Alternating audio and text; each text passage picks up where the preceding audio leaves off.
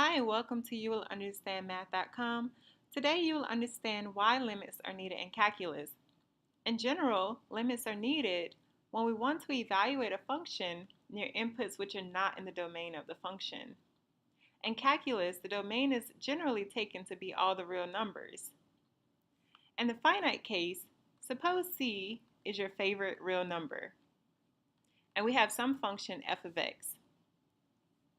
Also, suppose that when you evaluate the function at your favorite number c, you get something in the indeterminate form 0 over 0. Well, this gives you no information about the value of f at c. In this case, you would want to take the limit of the function f of x as x approaches c, and you get much more information. Suppose that you wanted to evaluate the same function at plus or minus infinity. Well, we can't, because infinity is not a real number.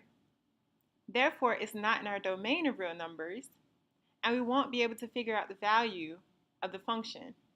Again, we would need to take the limit of the function as x approaches plus or minus infinity.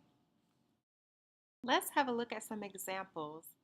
Suppose this function models the scenario where a ball is dropped from 100 feet above the ground is here at 0 feet. F of x represents the height of the ball after x seconds from which the ball is released from 100 feet. Substituting 0 for f of x, we find that x is 6.25. That means that 6.25 seconds after the ball has been released from 100 feet, the ball is actually on the ground. If I wanted to know what's the average rate of change of the ball as it falls from 100 feet to 0 feet, then I could use this formula. Plugging into this equation, we have 0 minus 100 feet. Remember, f of x represents height, and x sub 2 minus x sub 1 will be 6.25 minus 0, which is in seconds. That's the time.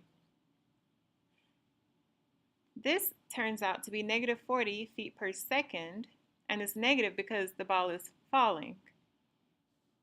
But what if I want to know how fast this ball is falling when it hits the ground?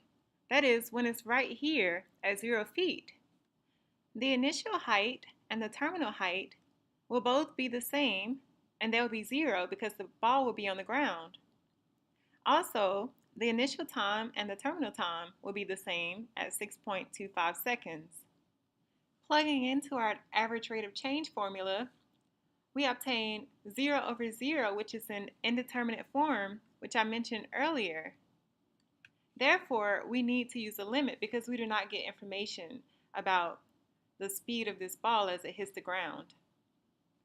Suppose I have a new function, f of x equals 5,000 over 1 plus 4,999 times the natural base e raised to negative 0.8x. Suppose this function models the spread of a virus through a student population where f of x represents the number of students infected after x days. The obvious thing to consider is how many students will be infected in the long term. Well, in this case, we can't evaluate this function at infinity because infinity is not a real number and it's not in our domain. Therefore, we would need to take the limit of this function as x approaches infinity. Here are just a couple of examples of why we need limits in calculus. Thank you for watching this video. Please like and/or subscribe if you've enjoyed this video.